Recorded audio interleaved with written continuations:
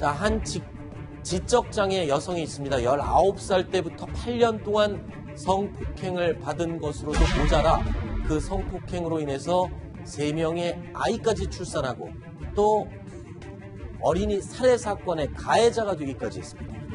자, 이 여성과 이 여성의 나이가 겨우 이제 28살밖에 안 됐습니다. 그리고 그녀를 이렇게 궁지로 몰아넣은 사람 다름 아닌 친형부였습니다. 자, 이 사건 이야기를 좀 해보겠습니다. 자, 이 사건이 처음에 수면 위로 떠오른 거는 지난해 3월이었는데 이모가 조카를 살해했다. 처음엔 이 사건으로 시작했었는데 내막을 들여다보니까 그게 아니었었죠. 네, 일단 그런 식으로 시작을 했는데 결국은 자신의 자녀를 살해한 것으로 밝혀졌습니다. 내용은 훨씬 더 기구한데요. 일단 2008년으로 거슬러 올라갑니다. 이 가해자가 된 여성이 처제인데요. 지적 장애를 앓고 있습니다. 그런데 19살이 되던 시절부터 형부로부터 성폭행을 당합니다. 이 사실 언니가 몰랐을까요? 언니도 알게 됐는데요. 언니는 그 투병생으로 굉장히 지쳐 있었고 경제적으로 남편한테 종속이 돼 있었습니다. 그래서 이 상황이 크게 불거지지 않았습니다. 하지만 이 이후에 이 처제가 결혼을 하게 됩니다. 그래서 가정도 꾸리고 아이도 낳았습니다.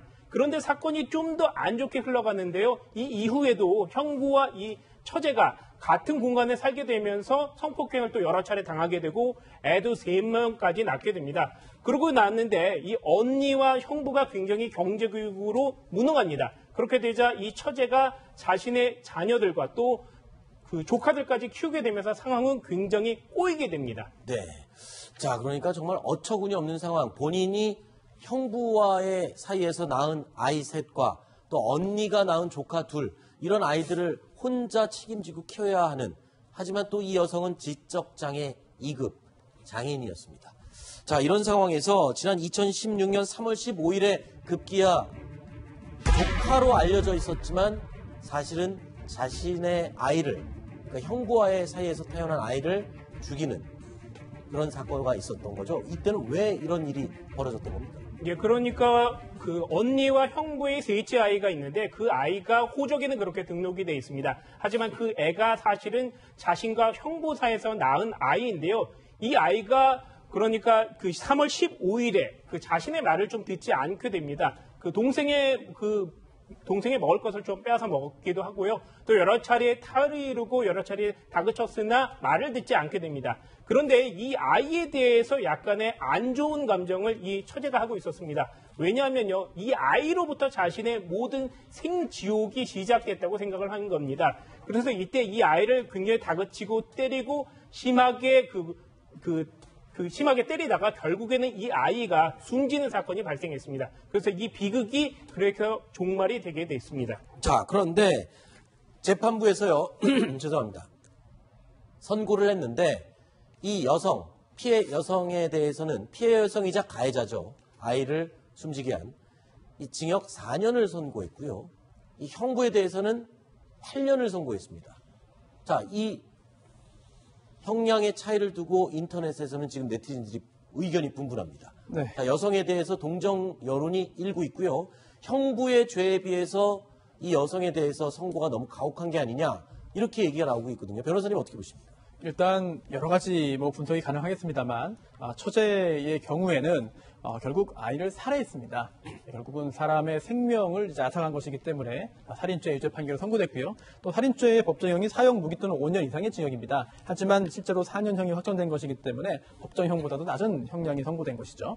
그리고 또 이 형부 같은 경우에 굉장히 아주 잔인한 그런 또 극악무도한 도저히 사람이 할 수 없는 행위를 했지만 살인죄와 비교해가지고 법정형이 낮습니다. 특히나 이게 사촌 이내의 친족이나 인척에 대한 그런 범죄이기 때문에 일반 강간이 아니라 성폭법이 적용돼서 법정형이 7년 이상의 징역입니다. 따라서 그러한 점들을 고려해 볼 때 살인죄와 기타 그 친족 관계에 의한 강간죄의 그런 그 법정형의 차이도 고려된 것으로 보이는데 이거는 사실 법적인 분석이고요. 어떤 그 사람이 어떤 행위를 했는지 그에 대한 사회적인 판단은 아마 시청자 여러분들께서도 더욱더 정확하게 하실 것 같습니다. 자, 이 사건의 처제와 형부에 대한 법원의 판결이 내려지면서 죄송합니다. 판결이 내려지면서 이 사건은 좀 마무리가 되는 모양새인데요. 그런데 문제가 있습니다. 이 재판을 받는 동안 성폭행 피해자이자 이 살인 사건의 가해자인 이 처제가요.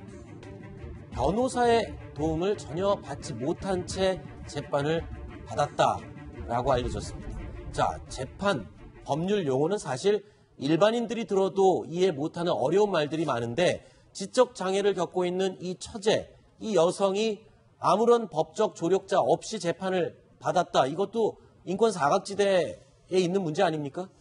네, 재판 과정에서는 아마 국선 변호사가 있었을 것 같고요. 네. 아마 이제 그 검찰, 경찰 조사 과정에서 변호사가 동석하지 않았는가 그렇게 생각이 되는데요. 네. 만약 그렇다고 한다면 여러 가지 관련된 규정을 준수하지 못한 것으로 보이고요. 또 하나가 이게 이 해당 처제가 피해자이기도 하지만 또 가해자이기도 합니다. 즉 아이를 살해한 점에 대해서는 이제 그 기소돼서 가해자로 재판을 받았고요. 또 피해자 형부로부터 여러 가지 그런 그 가해 행위를 당한 피해자로 또 피해자이기도 한데 그런데 형부와 처제가 같이 한 곳에서 재판을 받았거든요. 이게 사실은 더욱더 큰 문제라고 볼 수 있는 것이죠. 네, 알겠습니다.